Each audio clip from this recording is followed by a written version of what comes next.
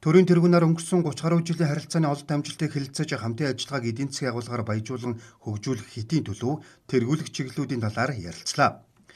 Ерөнхийлөгч Хөрөлс өх Монгол улс Төв Азийн улс орнуудад түүний дотор Туркменстан улстай хөгжүүлж байгаа найрсаг харилцааг бэхжүүлэх хамтын ажиллагааг бүхэл салбарт өргөжүүлэн хөгжүүлэхийн төлөө байгаагаа илэрхийллээ.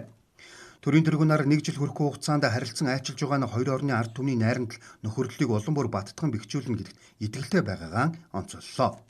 Ерөнхийлөгч Берди Мухаммадов Монгол улсад анхудаа төрийн ажиллах хийж байгаадаа сэтгэл өндөр байгаагаа илэрхийлээд ерөнхийлөгч Хөрөлсгийн 2022 онд Туркменстан улсад хийсэн төрийн ажиллалаас хойш хоёр улсын хамтын ажиллагаа олон салбарт эрчимжиж байгааг онцоллоо.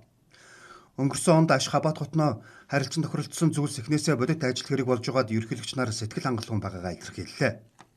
Харилцааны эрх зүйн үндсийг улам бүр бэхжүүлж худалдаа эдийн засаг хөдөө аж ахуй хөнгөн үйлдвэр шинжлэх ухаан боловсрол эрүүл мэндийн зэрэг салбарт идэвхтэй хамтрахаар тохирч засгийн газар болон байгууллага хоорондын гэрээ хэлтсээрийг байгуулсныг цаашаа тэмдэглэлээ.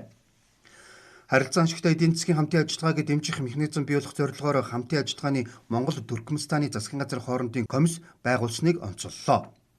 Зам тээврийн салбарын хамтын ажиллагааг өргөжүүлэх тээвэр логистикийн шин чиглэл бий болох хүрээнд авто тээврийн хамтарсан хороо мөн хөдөө аж ахуй болон мал эмнэлэг мал аж ахуйн хамтарсан хороо байгуулсан нь хамтын ажиллагааны үр өгөөжийг нэмэгдүүлэхэд чухал ач холбогдолтойг тэмдэглэлээ. Худалдааны эргэлтийг нэмэгдүүлж экспорт, импортын бараа бүтээгдэхүүний нэр төрлийг олшруулах хүрээнд хөнгөн үйлдвэрийн салбарт төсөл хөтөлбөр хамтран хэрэгжүүлэхээр тохиролцлоо. Ихтэй сургууль хоорондын хамтын ажиллагааг хүлэн дэмжих оюутан залуусыг засгийн газрын тэтгэлэгт хөтөлбөрт харилцан хамруулах, боловсон хүчин бэлтгэх, соёл урлагийн арга хэмжээг зохион байгуулахар боллоо. Талууд олон улс бүс нутгийн давцанд хоёр талаас дэвшүүлсэн сан санаачлалуудыг харилцан дэмжих, байгаль орчин оймод усны нөөцийг хамгаалах, дэлхийн уур амьсгалын өөрчлөлт цөлжилттэй тэмцэх чиглэлээр олон улсын байгууллагуудын хүрээнд идэвхтэй хамтран ажиллагаан нотолсон юм а.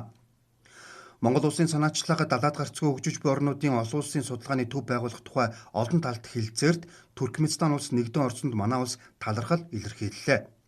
Цаашид далаад гарцгүй хөгжиж байгаа орнуудад тулгарч байгаа саад бэрхшээлийг даван туулах, хөгжлийн бодлого боловсруулах, харилцан туршлах солилцох чиглэлээр хамтрахаар болсон юм а.